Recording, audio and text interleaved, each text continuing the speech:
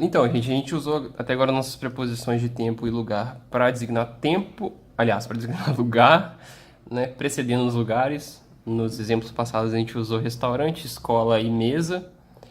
E agora a gente vai. E vocês deu para pegar uma noção geral das nossas três preposições, né, o sentido literal delas. E agora nós vamos usar elas para tempo. Então, quando a gente for usar elas para tempo, eu quero que vocês esqueçam do sentido literal dela. Não vai funcionar aqui para o nosso tempo. Então vamos começar fazendo exemplo, porque é muito mais simples e muito mais rápido do que a gente ficar falando sobre teoria aqui, enfim. Vamos começar com o nosso in.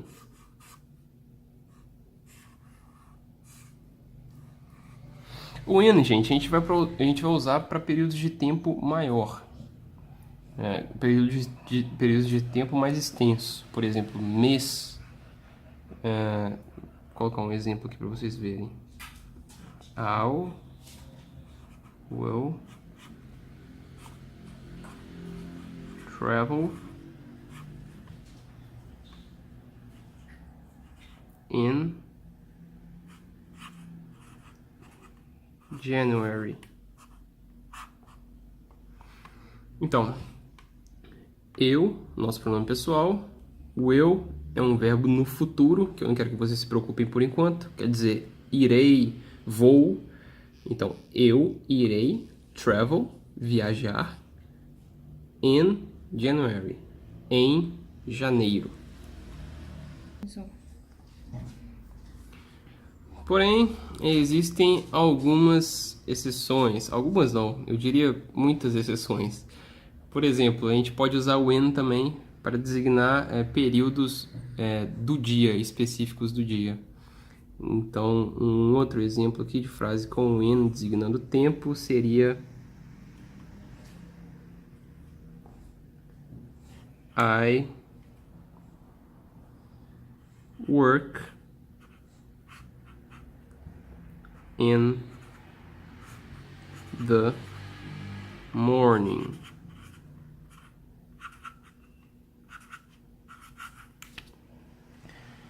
Aqui está o nosso pronome pessoal, I work, trabalhar, in the, nesse caso aqui, no caso, né? Morning, manhã. Então, nosso pronome pessoal, eu trabalho de manhã, nas manhãs. Tudo bem? Então, assim, existem essas exceções e essas regras servem para facilitar o nosso uso, mas existem essas exceções que podem confundir um pouquinho. Com o tanto de exemplo que a gente vai fazer, vocês vão ficar craques nisso aqui em pouco tempo. Mas, desculpa, gente, o meu cachorro tá impossível hoje. Então, I work in the morning, existem algumas exceções, certo? A gente parou nisso.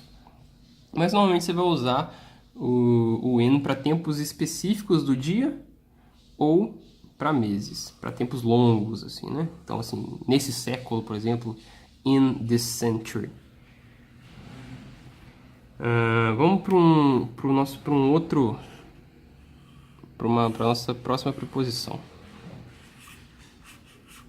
que é o on.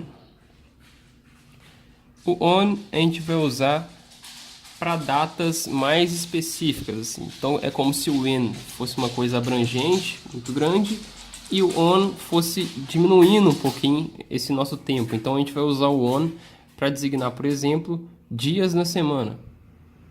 Então vamos dar um exemplo aqui. Vou colocar o mesmo nesse segundo aqui, só com work on Mondays. I work on Mondays. A palavra significa, né? Vamos traduzir. I, o nosso pronome pessoal, significa eu. Work, o nosso verbo, trabalhar. On, nesse caso, significa nas. E Mondays, segundas-feiras. Esse aqui é um vocabuláriozinho novo que é bacana a gente começar a aprender os dias da semana, por exemplo. Então, para on, para dias da semana, a gente vai usar o nosso on. Eu vou escrever todos os dias da semana aqui, ó, pra gente ter já assimilar os dias da semana para futuras referências. Monday, Tuesday. Vou escrever todos enquanto eu pronuncio, depois eu vou falar a tradução.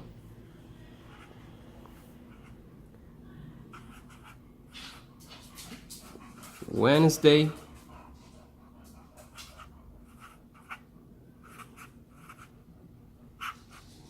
A caneta tá meio falhando aqui.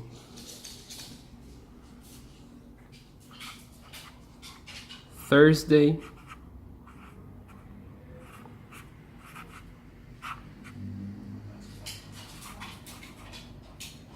Friday.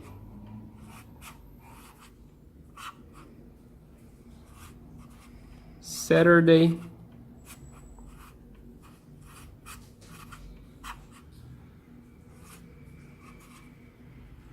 E on Sunday.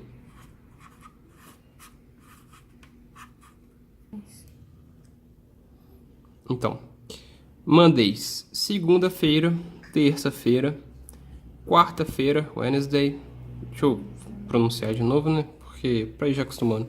Mondays, segunda-feira, Tuesday, terça-feira, Wednesday, quarta-feira, Thursday, faltou um S aqui,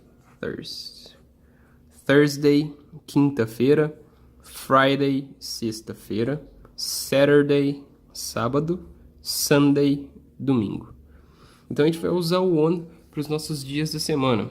Só que também, como eu falei, existem algumas exceções e a gente vai usar o nosso on também para tempos específicos, para datas específicas, por exemplo, datas comemorativas. Então você vai falar: eu ganhei um presente no Natal. Eu abri um presente no Natal. Eu abro, né? Vamos colocar no presente para ficar mais fácil. Aí, open a gift on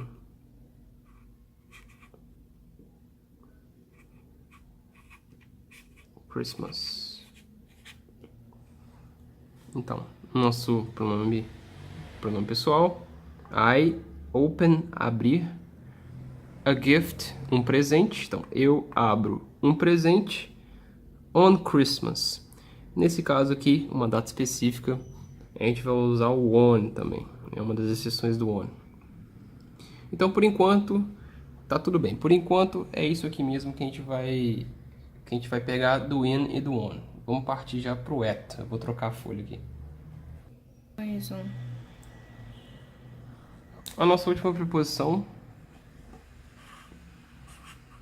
as três que a gente viu, o at, nós vamos usar em tempo para designar horas. Então, é como se o in fosse... Vou fazer um esquema aqui, ó, para ilustrar. É claro que existem exceções, gente. Não é tudo, não é uma regra para tudo, mas a gente pode usar como um truquezinho para a gente começar a pegar as coisas. Então, o at seria esse universo, o on seria esse universo aqui, um pouco maior, e o in seria esse universo aqui, grandão, para tempo, né? Para designar tempo. Então, o in você vai usar para designar século, mês, o on para dias na semana, o at para horas. Tudo bem? Então, vamos supor que você queira falar: eu chego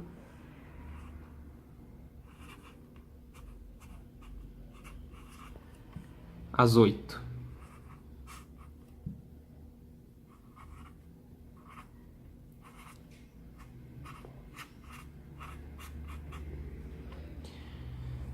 I, nosso pronome pessoal. Arrive, quer dizer chego, chegar. Às 8 horas. É assim que a gente escreve horas em inglês, tá bom? Então quando você quer falar, eu chego às 10 horas 10 horas. Você vai digitar 10 o'clock. 10 o'clock, no caso, né? Chego às 5 horas. 5 o'clock. Então, o at a gente vai usar para designar as horas. Ele vai vir antes das horas. Tudo bem? Então, esses são os macetes para as nossas preposições de tempo e lugar. Essas são as regras mais gerais que eu posso passar. E eu tenho certeza que vai facilitar muito para vocês usarem essas preposições. No caso, o estudo e o convívio vai ajudar a gente muito, muito mesmo nessa parte de preposição. Mas, enfim, com isso a gente consegue fechar o nosso último passo, gente, para a gente fazer nossas frases completinhas, as nossas frases com informações. Olha só, há uns dias atrás, aí, há menos de uma semana, vocês não conseguiriam me responder, por exemplo, uma pergunta que eu fiz para muitas durante os nossos testes, que era perguntar como foi a sua infância, ou então perguntar o que você pretende fazer. Mas hoje vocês conseguem responder com um pouco mais de facilidade, assim, não exatamente, né, conjugando os tempos verbais, que a gente não viu isso ainda, mas vocês conseguem montar uma frase inteira com informações, enfim. Então é importante a gente fazer alguns exercícios para vocês realmente verem que vocês conseguem montar essas frases. Então, qual que é a minha ideia? Eu vou escrever algumas frases aqui em português e vocês vão traduzir elas para o inglês. Tudo bem? Então, vamos aqui, ó. Exercise.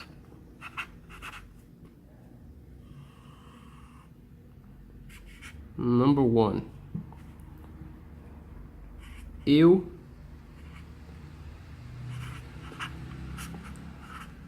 estudo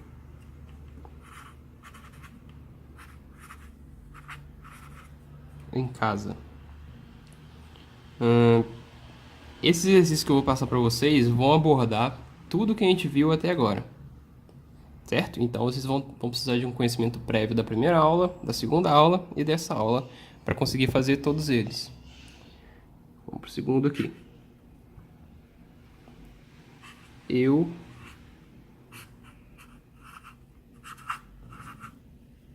trabalho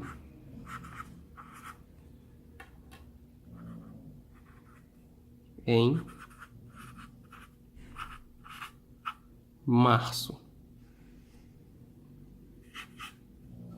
3. Eu vejo ela nos fins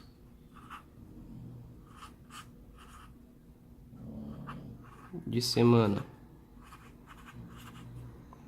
Alguns períodos de tempo, por exemplo, eu não abordei. Vocês têm que pesquisar por vocês mesmos para justamente dar esse embasamento, para vocês gravarem, para vocês verem, para vocês estarem acostumados com o vocabulário. Por exemplo, fins de semana eu não passei a tradução, mas eu quero que vocês pesquisem para vocês já irem se acostumando com o vocabulário. Ele